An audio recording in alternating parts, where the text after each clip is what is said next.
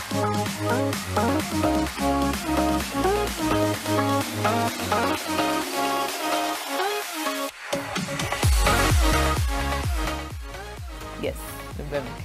All right. Good morning. It's good to see you this morning right here on Your World. And again, the Africa Climate Summit is still ongoing. Today, we'll be expecting to see the Nairobi Declaration.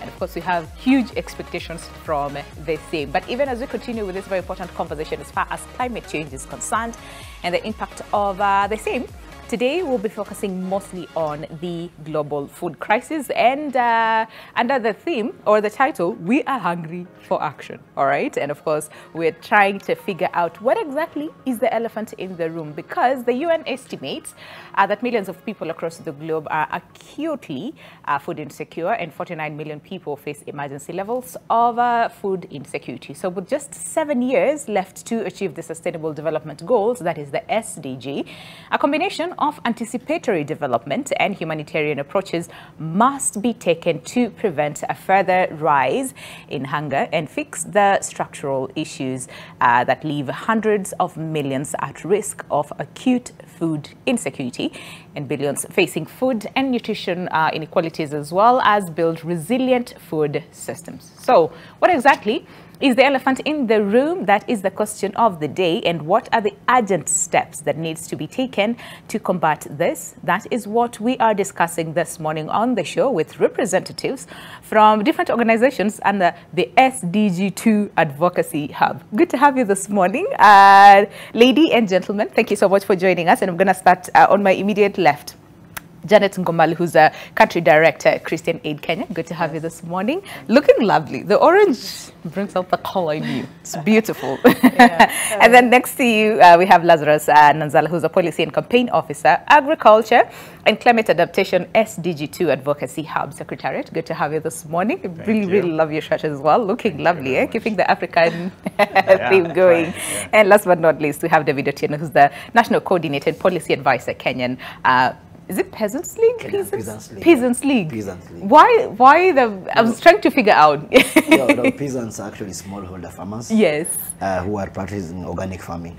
Do you know majority of the times when you talk about peasants, it usually has like a negative connotation? Yeah, it is how the system has branded. And that should not be the case. Yeah, because so these people hold so much power. Exactly. Yeah, in terms of like helping out. And when we're talking about food security and whatnot. So I'm really happy that you are here today on the show as well to just tell us, listen, that should not be the case in the first place. All right. And like I said, all of you represent different organizations, but of course come together under the hub, right? And that is the SDG2 Advocacy Hub Secretary. So can we just first of all get to understand what you do in your different organizations? So I'm going to start with you, Janet, very quickly, and then we'll just look at, the global food crisis and where we are at. Right.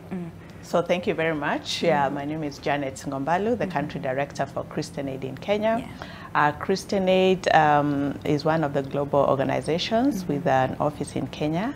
We focus on working for the very poor and the very marginalized in the country.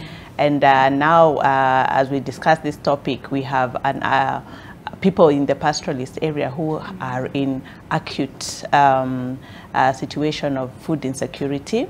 The current report you've seen has around 2.8 million Kenyans who are in the phase 3, that is acute food insecure, and we have another 500,000 who are in emergency situation.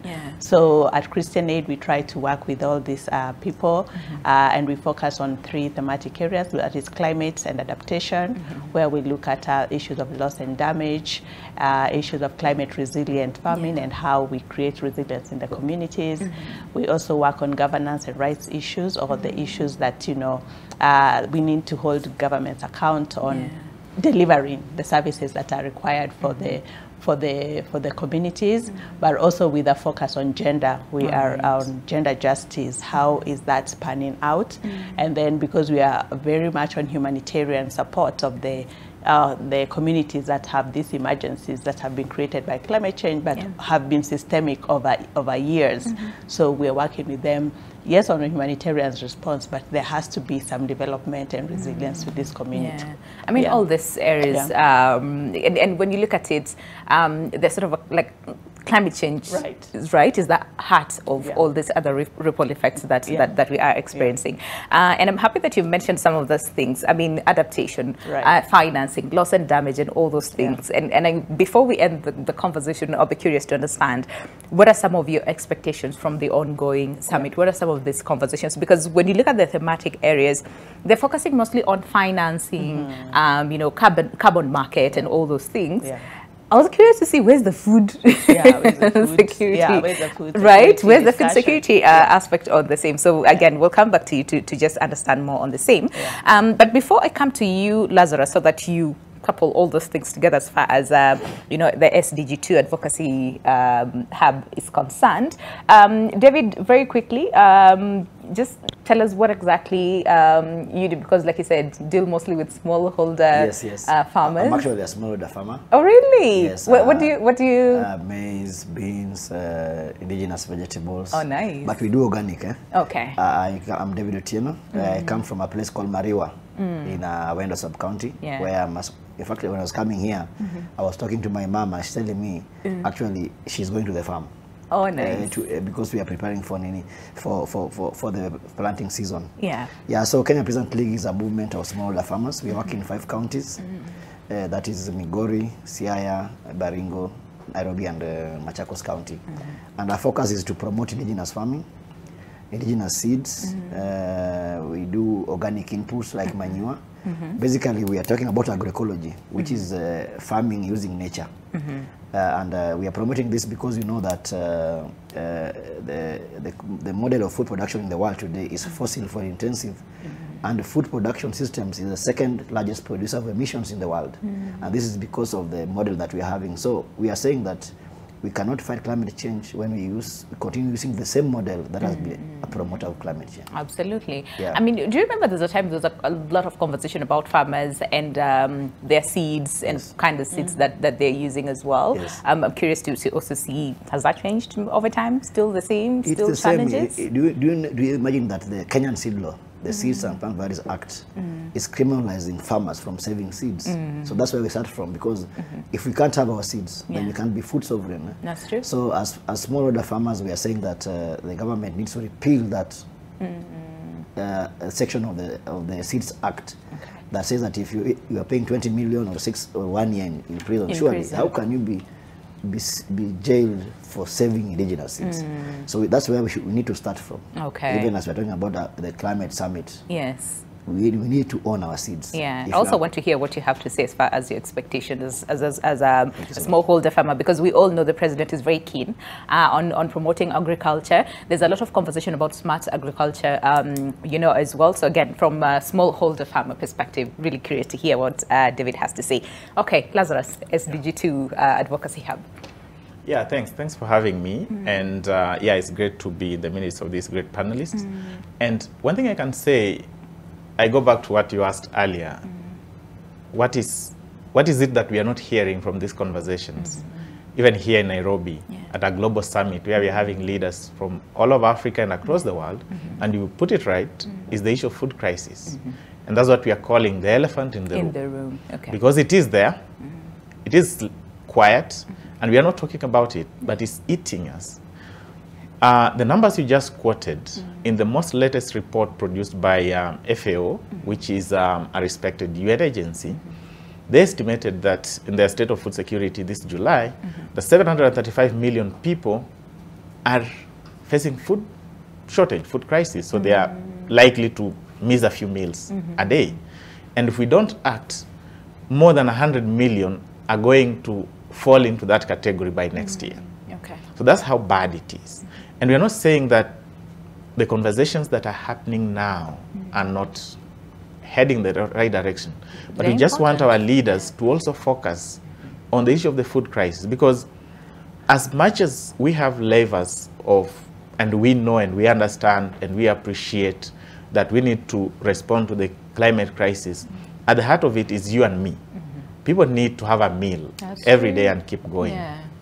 I mean, And if David is hungry, he cannot go Yes. to the farm, yeah? He cannot go to the Will farm. not have the energy to farm, yeah. Yeah, and you see that each and every passing day, that is what has been neglected.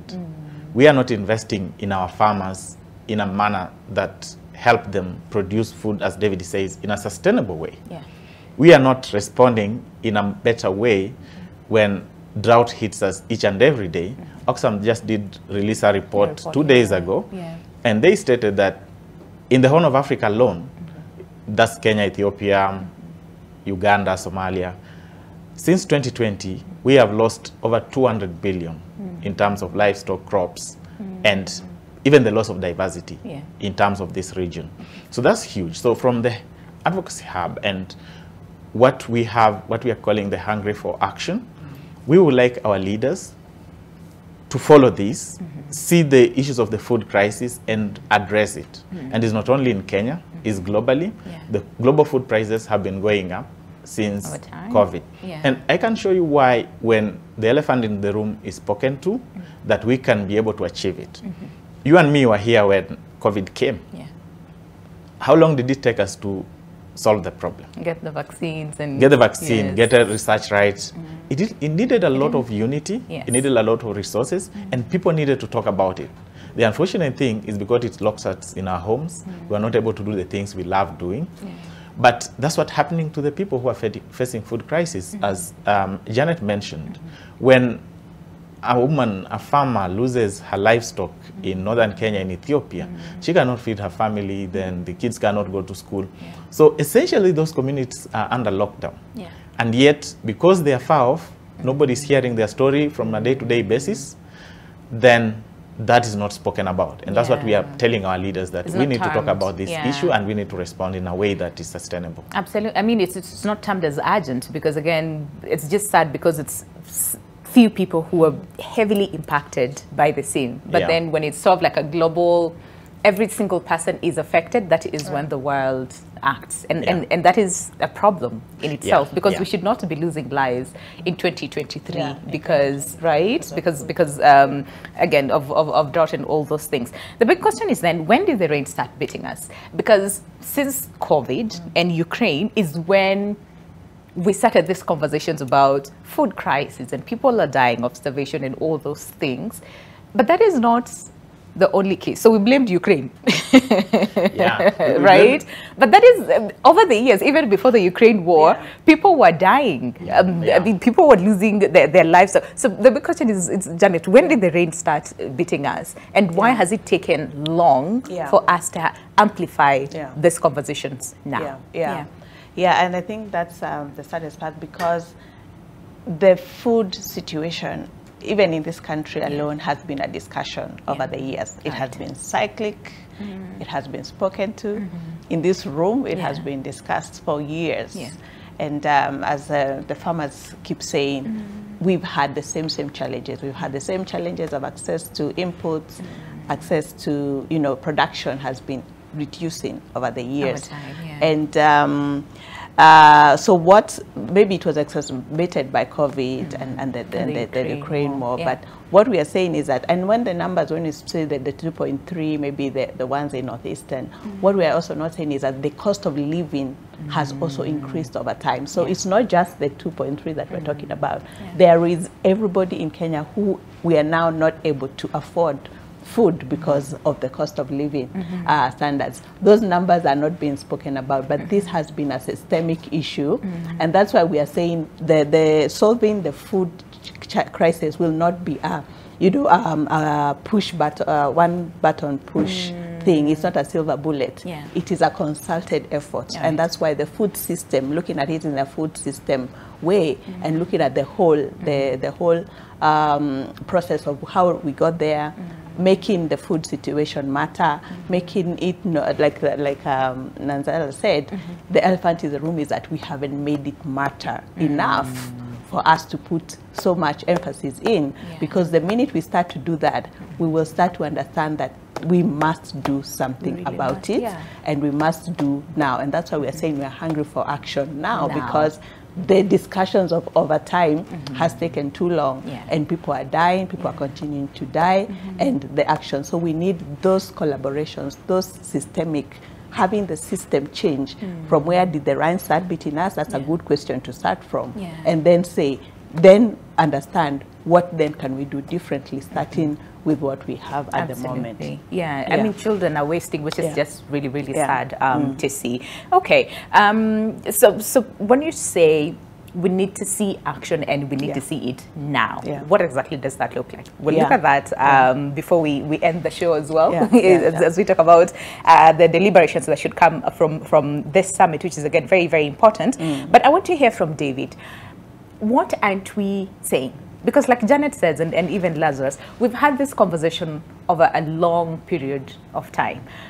We have seen people die. We have seen people facing starvation, not only in the country, but even across the globe for a very long time. So what is it that is not being said? And I want to hear from a farmer's perspective. What is missing is the voice of the farmer. Okay. I know around 25 farmers who travel from across the country to the climate summit, but they were denied entry. So the question is, how many farmers are there? So that's what is missing, because it is said that you can't be a mechanic without grease on your hand. True. So that farmer who holds a hoe and a panga to till their land, they are the people who should be there. So that's what is missing, because you find that the spaces are full of the global corporations. You know, we're talking about climate financing. Yes, we want the money. But if you look at for the past 7 years, the global banks have given 320 billion to global corporates in agriculture. All right. They are producing seeds, chemical pesticides, you know, herbicides, which are themselves promoting climate change. 3.2 trillion has gone to the fossil fuel industry. So we're talking about Paris Accord and the targets that we're having, yet if you compare the money that has gone to fossil fuel industry and comparing to the money that is going to agriculture, it's very little. That's what is missing. Because we're talking about food, then we're talking about money. You know, now you can be having money, but if there's no food in the market, you can't hit the money. So what has been missing actually is that voice of the farmer who tells that this is what we are feeling. And if you look at the conversations there, we're seeing heads of states. And you know, you asked when did they start beating us? We have the rain has been raining on us all along. It's not a case of where it's beating us. Okay. Yeah. So you find that what we are saying now, and I agree with my colleague Nanzana that FAO said that 70% of food on the table today are produced by smallholder farmers. If you look at even the Kenyan policies, they are geared towards Galana Kulalo, importing GMOs, importing chemical fertilizers, but and you see that we have even food crop regulations that are still pending that is saying that you can't use your manure. And the government is saying they're going to send inspectors into the homes. We are saying don't send inspectors, send extension officers. If you know that the farmers are not processing manure very well, send somebody to train them. And as a movement, we have people who can do that. So you see that the approach that the government is taking is that farmers are criminals. Farmers aren't criminals. Farmers are people who are feeding the world. They're trying to keep us alive. They're keeping us alive. But if you look at the seed law, if I take seeds of Nyamaragol, for example, and I give to Nanzala, I risk. It's a Nyamaragol. Nyamaragol. It's a seed. We have even called Guer, for example, in the Luo. These are seeds. If I give him, I risk paying 2 million or 1 year in jail. Surely. And these are seeds that our grandfathers have been saving. The seeds that the companies have, they got them from what the farmers have been having, the varieties. And then I cannot give it to him. So that's where we are starting from. And when you're talking about climate change, and you ask what are we expecting? As farmers, we are expecting nothing. What we're expecting is that the global corporations are going to be stronger because they're going to be given more money. Where is that money going to? It's going to the banks. It's going to the government agencies, but not to the food producers. So what we are saying is that as we are asking the governments that are there, that remember that we have over, so many smallholder farmers who are feeding us on the table, yet your policies are not geared towards supporting them. We say 10% of the GDP should go to food production. How much is Kenya investing in food production? Those are the conversations that we need to hear there. We need to hear about, talking about El Nino is coming. How are you prepared to protect the farmers? So you can't talk about even and you know itself is a product of climate change. Sure. So you cannot talk about climate crisis when you don't talk about food crisis. And maybe as I conclude, people say COVID, Ukraine war, and you are right. We have been facing hunger. Yeah. Ukraine war and COVID just exposed the failure of the global food system. So the government is saying, oh, it's Ukraine, so tighten your belts, it's Ukraine. It is, while we know that the problem is distribution, there's enough food to feed everyone. In the US alone, 40% of food is wasted. You go order food, eat half of it, throw it away. In Kenya here, you go to Nyandarua, you find that farmers are feeding cattle on cabbages. You go to northern Kenya, people are starving. So the problem is not availability of food, it's distribution. We have left distribution to the market forces, which have failed. And that's why we are saying that remove food from trade. All right. Let food be a human right, just like air. And you will see nobody will be hungry. Okay. Yeah. All right. Do you want to just pick up from what he says? And even Janet mentioned, you know, the systemic, you know, gaps that have been there for a very long time that has made us be where we are today when it comes to, you know, the global food crisis. Also, talk a little bit about our policies as well, based on what, you know, he's talking about. And Comrade here has captured the policies, the context very well. Yeah. But from where he started and where you mentioned, and I would just like to emphasize that Ukraine war just exposed our hypocrisy. Yeah. COVID enhanced that in terms of how we have been poor at allowing the food systems to work in a manner that is responding not only to the farmer, to ensure that they are thriving, but also feeding everyone. And what we get from Ukraine, for example, just you go there, is grains. The least nutritious of the meals we need for us to thrive, like kids under 5, that's not what they need. They need the vegetables that are growing in the backyard, in the farms. And that's what the government needs, and people need seeds and the likes to be able to thrive in that. But also, like where you also spoke, and I think that Janet mentioned, when the rain started beating us 20 years ago, our leaders became aware that they need to invest in agriculture. When they met in Maputo, a similar meeting like the one happening here in Nairobi, and they declared that we need to invest in a big margin in terms of our resources in the agriculture sector as a whole, so that we ensure not only that we're able to feed our people, but when you look globally, and where I think largely in Africa, 65% of the employment comes from the food production system, the agriculture system. And what does that do when our governments don't invest and don't produce policies that are then helping that sector grow? Number one is that then people become poor, because food crisis has also an element of poverty. True. When I used to sleep hungry when I was growing up in this country, part of it was just because me and my mom did not have money to go in the market and buy food that we need. So there's also issues of poverty that comes to it. And how do we ensure that we eradicate that? Is ensure that we are investing in systems, in sectors that are helping create employment for people, so that people can take kids to school and help them thrive. And agriculture is such a big area in this country and in Africa and even globally as well. And I think what David also mentioned, like just ensuring that we do not commercialize everything. And that comes to the summit that you're having even in Nairobi today. There has been a lot of talk that we want to invest, we want investors, we need money to come in. But remember, if I give you my money as an investment, I expect you to give me a margin on top of it, some returns. And who is coming to invest? That's also another question. They are the fossil fuel companies. They are the big governments that have benefited from the exploiting our natural resources. So you cannot just give them also a clean slate, come and give us resources. As long as they're bringing in the money, that's okay. That's okay. Yeah. And I think that's what David is alluding to. Let's not commercialize everything. Let's have conversations on the food crisis, looking at it as a human rights issue, as an issue that we need to address as a global community. Because all these things are interconnected. And I think as exposed by the Ukraine crisis and the COVID-19, it showed that one sector depends on the other. He gave a good case of Kenya. one county, people are throwing away food. We had a time in this country where people are pouring milk. And the other area, kids were not having the same milk to help them grow, have a nutritious meal.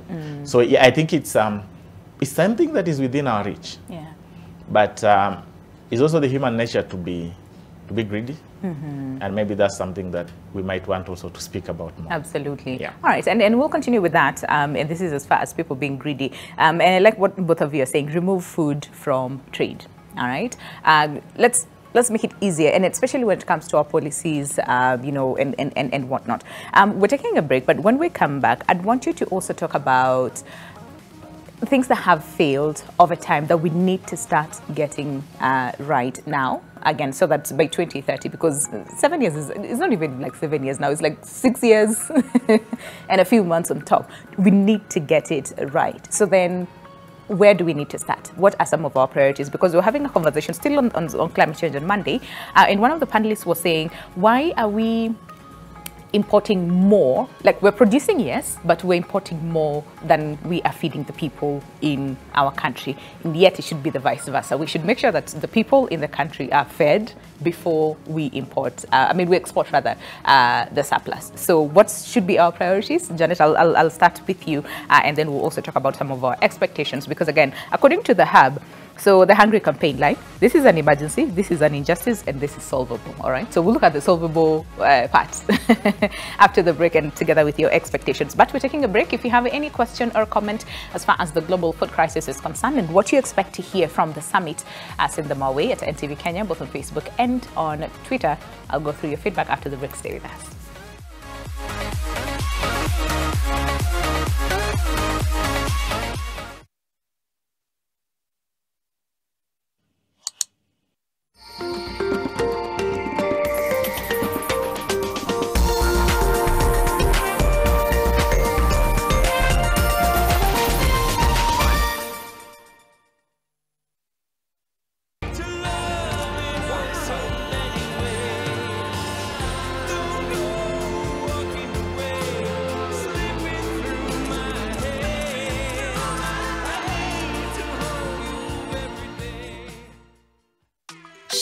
Your best skin with Nivea Nourishing Cocoa Body Lotion, now with 5-in-1 complete care.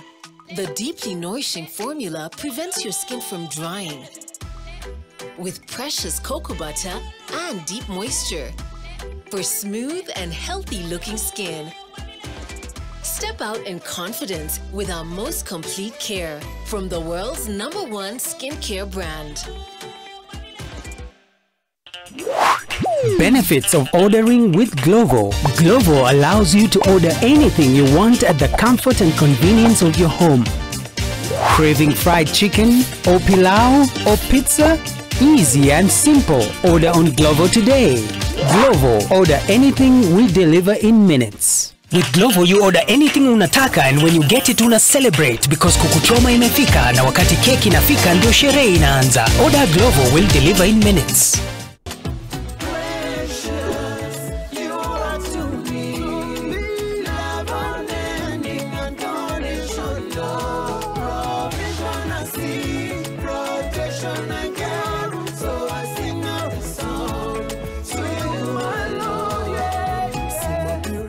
To get Precious as your Skiza tune, dial *811 *930#.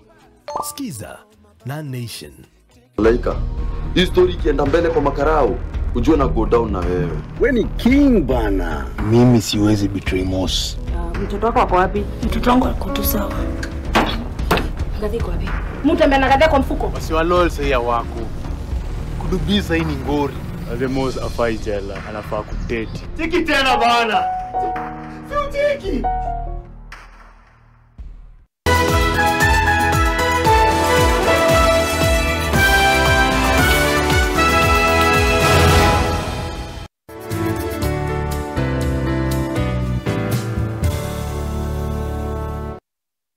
Own your dream home for as low as 1.98 million Kenya shillings in Vipingo Kilifi. SMS Vipingo to 22365 or call us today on 0740 400 215. Terms and conditions apply.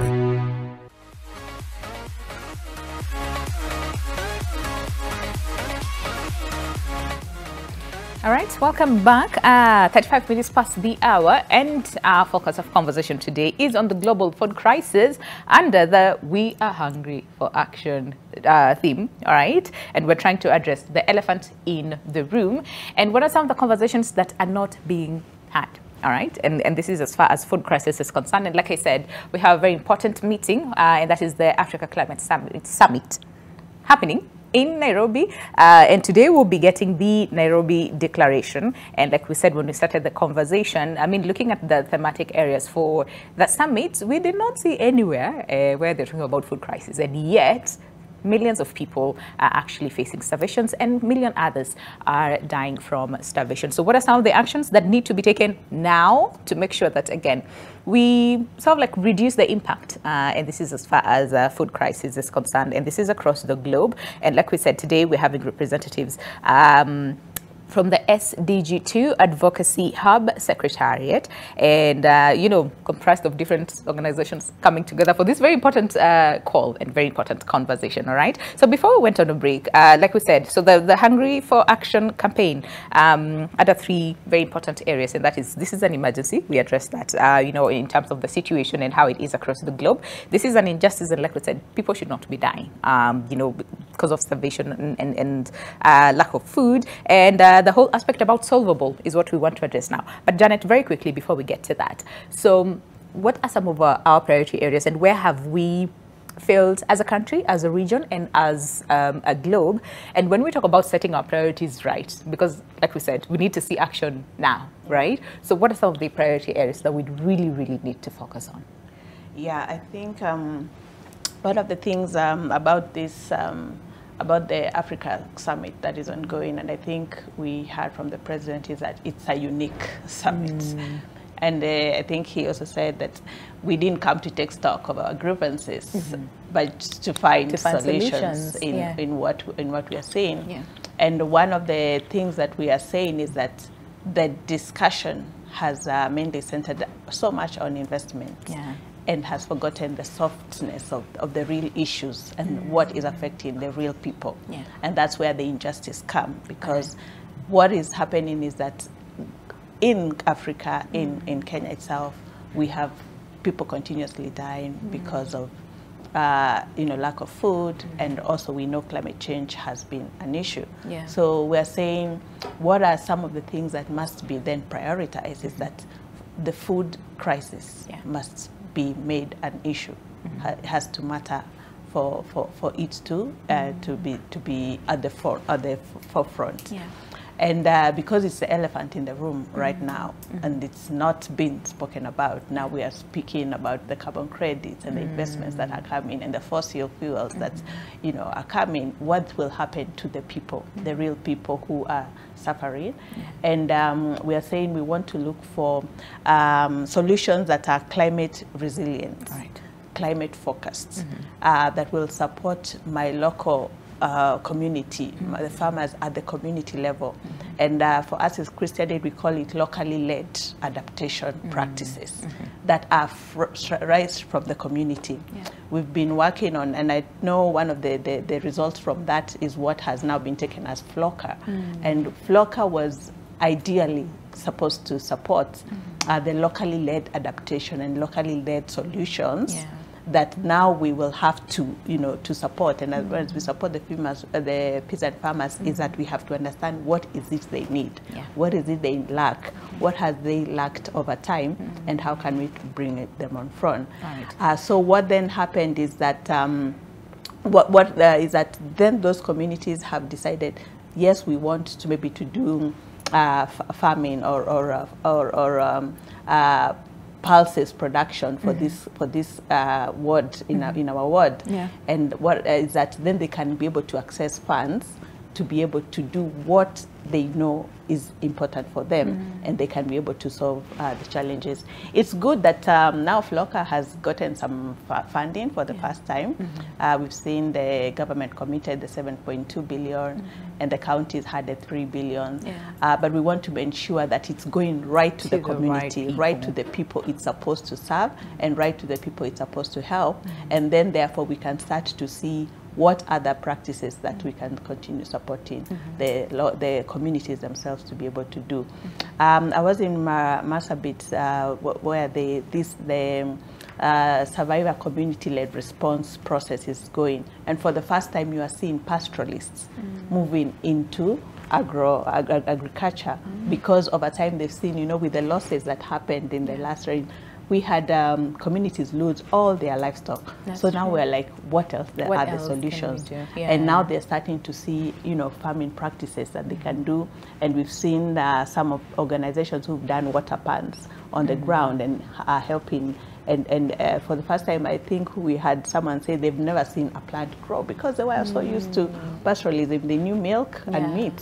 So we also have to diversify our farming methods, our production methods, and what we call food at the table, because most of the time we say it's ugali. If there's no ugali, there's no food. What other diversified foods that are available for the communities that we can be able to engage with? I see that. I mean, I was watching one of the conversations by the young people who are saying, it's 2023. Why aren't we seeing irrigation systems, you know, in the northern part of Kenya? Why are people dying from the same? And yet we have technology at our disposal. Resources might be a little bit of an issue, and this is as far as, you know, implementation part. Not that they're not there; they are there, but then, you know, they're not being channeled in the right way. And that's a very good, you know, conversation to have and to push and say, listen, we should not have people feeding, you know, their animals of cabbage, and yet there are others who are not able to put food on the table. David, very quickly, and then I'll come back to you, Lazarus. In terms of then the policies, what are some of the solutions that we need to put on the table right now? As a smallholder farmer, how is it that you would feel supported? What are some of the priority areas? I know we've talked about, you know, the seeds and you know, funding. And we've talked a lot about some of the challenges, but how would you feel supported? What is it that if done differently, we would have different results? And this is, you know, on our path towards solving the food crisis. Maybe the first thing is to put the food producer at the center. Okay. That is the first thing, because what we are seeing now, the food producer is in the periphery. They are being considered as part of the value chain. Yet they are the value itself, because we are the people who are going to the farm. But when it comes to the structure or the global food system, you find that you are being placed there just like a fringe person, yet you are the producer. So we need to change that. And we need to make sure that our policies, like the Maputo protocol is talking about 10% of our GDP going to food production. We need to make that a reality. Because we have never heard that our security sector is missing tear gas, for example. If we are ensuring that all the policemen have tear gas, then we have to ensure that all farmers have hose. There are farmers in this country who have to wait for their neighbors to finish tilling for them to borrow a hoe, just a hoe, which is around $5. Do you think our government cannot give our farmers hose, or even ensuring that they have water, for example, to produce? This is what we need. And you see, you talked about why do we import rice and export rice at the same time? Kenya is exporting rice and also importing rice. We're still importing the same, Why is it? Because, you know, it's linked also to debts. Because when you are borrowing too much, when you borrow, you have to pay in the currency, like the dollars. So our country, because there's a dollar scarcity, they tend to be having policies that promote export-oriented economy. So we find that you are encouraged to produce food to be exported so that the country can earn the foreign exchange. So what we are saying is that we don't need the debts. Because even those debts are coming, they're not coming to us as farmers.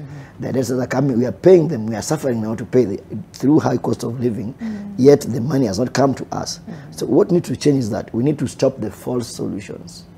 Like, for example, who is sitting at KCC? The same corporations who are responsible for climate change. Africa, less than 4% of global emissions, we are responsible. Yet we are being criminalized, but the people producing 96% are in KCC. You cannot solve a problem using the same logic that created it in the first place. So what we are saying is that we expected that at KCC we have the farmers saying, how can we produce on food production?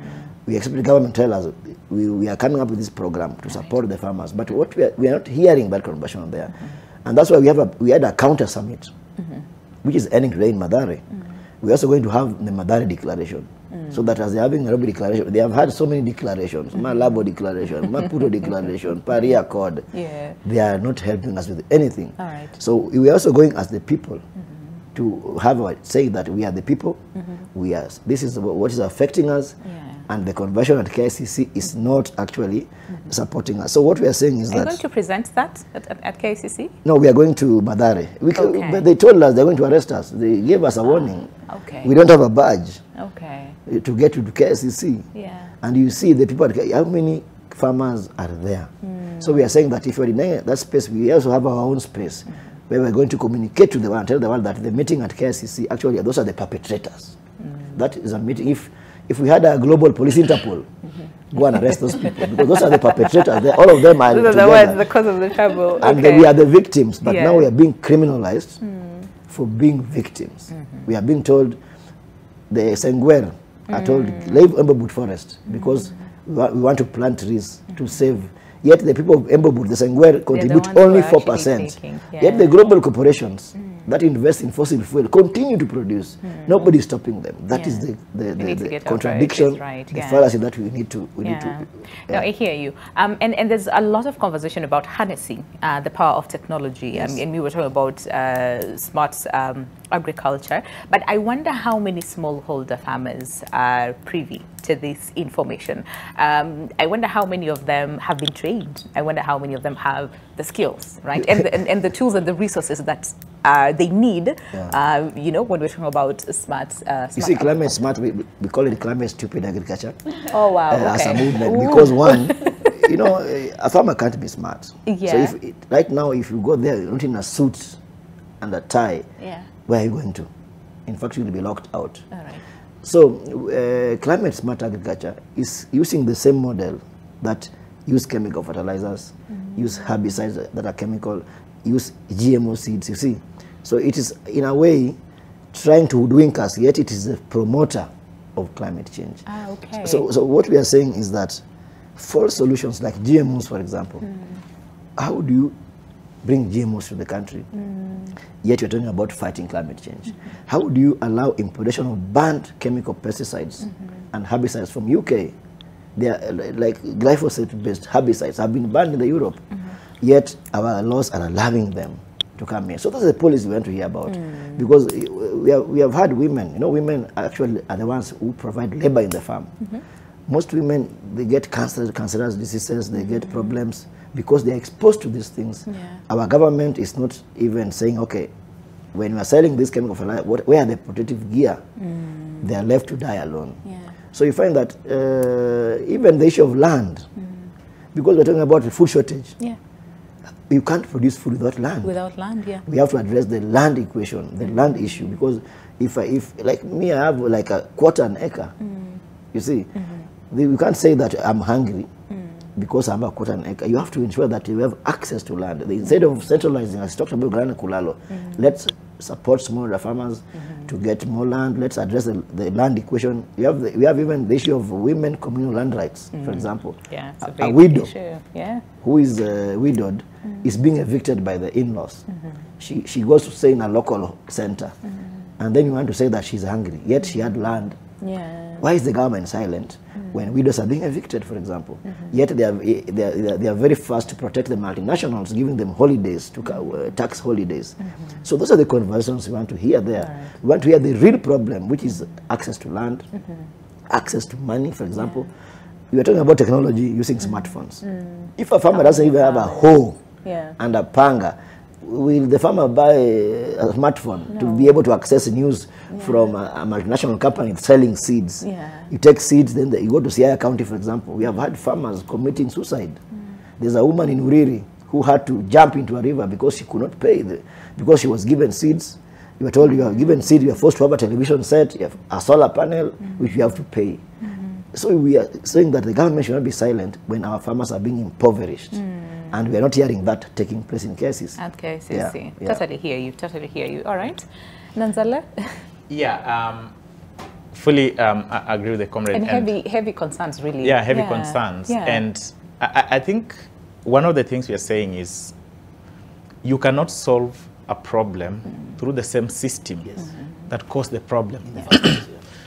The system we are working with is extractive. The global food system that has got us into the food crisis is so extractive. It prioritizes profits over people's well-being. So you cannot then depend on the same system to then help solve the problem. Yeah. So we need an overhaul of that system, the global food architecture. And that touches on issues of financing. And I think our corporate here, the farmers, talked about that, like how debt contributes. And debt has different levels. We have had our president talk about it at global level. Even on a micro level, at community level, we have people who have been, because the banks, their roots run deep into our local communities. So what we are saying is, let's save lives.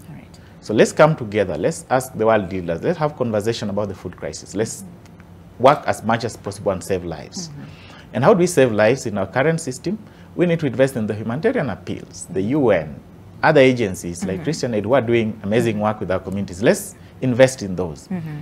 The government, let it prioritize the people and invest, provide extension services, for example, which is something not only in this country, but across Africa, it has really lacked.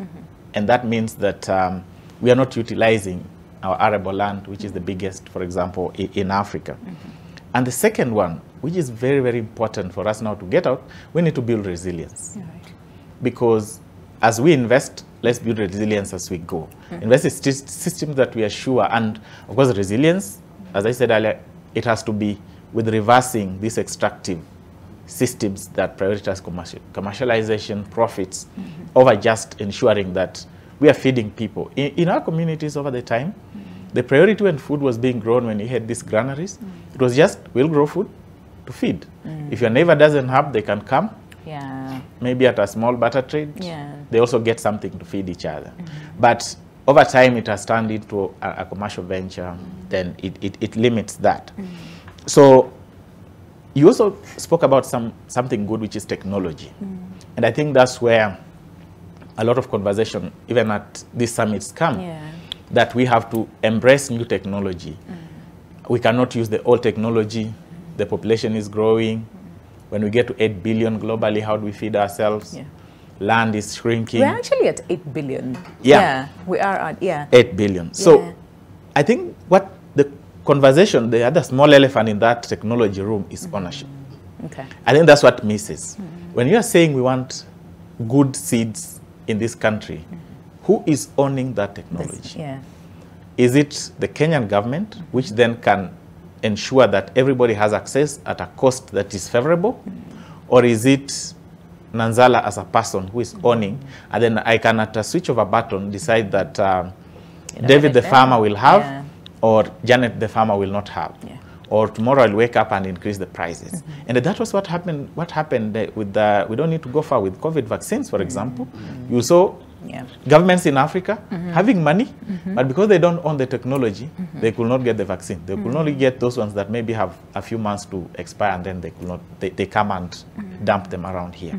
So for me, the technology is the issue of ownership and how that is accessible by everyone, rather than us not having it at all. All right. Janet, do you want to chime into the same? I mean, we talked about priorities. We talked about what actions should be, taken now.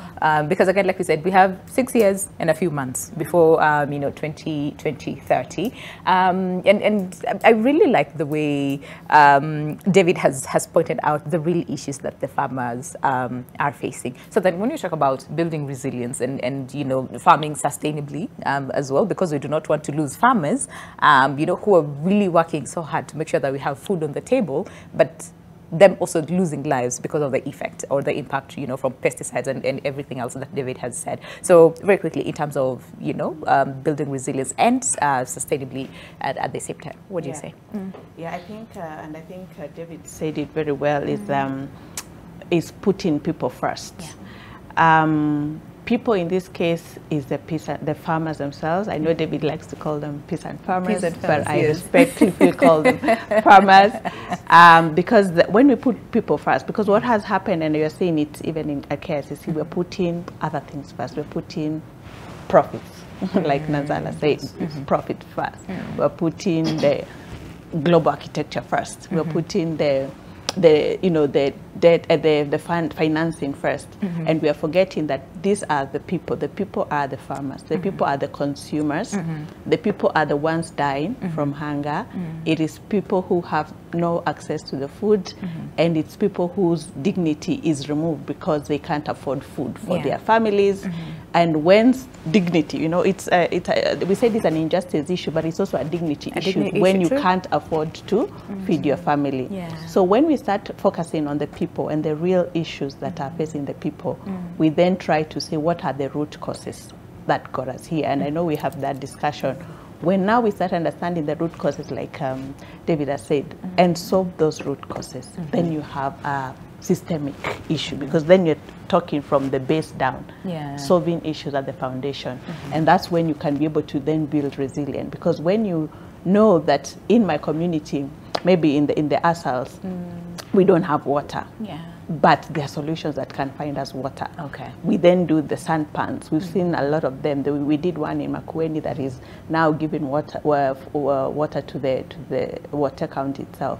There are those dams that I told you that have been erected in Marsabit. So things can be done. Solutions are there, but they have to be people-led, locally led, and supporting the local communities. Once we do that, then we have bringing all the other collaborators and harness all this. The other thing that I've seen works well is that we need to continue building these food system champions. I know there's one we're doing with the Africa Food Fellowship Champions, and what we are saying is that we are creating leaders who will drive the process, so that there are champions at community level, there's a champion at ward level, there's a champion at every level, and we start having this commonality and harness these collective actions that we can be able to do together. And I'm very hopeful, you know, having David here with us, because then this is where we should then be focusing and having our conversations around, and then the rest then will be able to come into play. Absolutely. I mean, because at the end of the day, they know where the shoe hurts, so they have the solutions. What they need is support. And for a long time, we have left our food security issues to the farmers, and yet we didn't even tell them that we have, you know, we've contracted them to be giving us food. So it is based on what they can produce. You know, a farmer, when they go to the farm today, it is based on what is at their pocket, not what the government wants them to produce. And then at the end of the day, when they didn't produce, we say that, oh, the farmers didn't produce. But we didn't even contract them.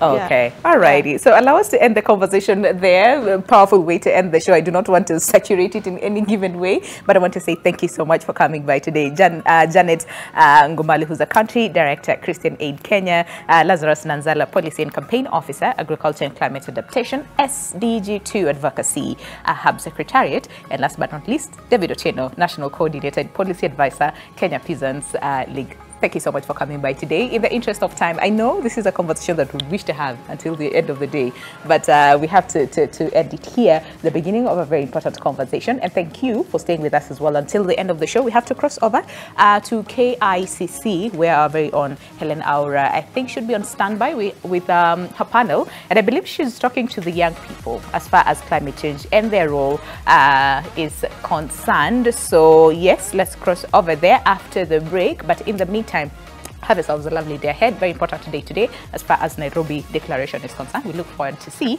what that will come out from the meeting. So yes, we'll cross over KICC after the break, but enjoy the rest of your day. My name is Winnie Lubembe. Goodbye.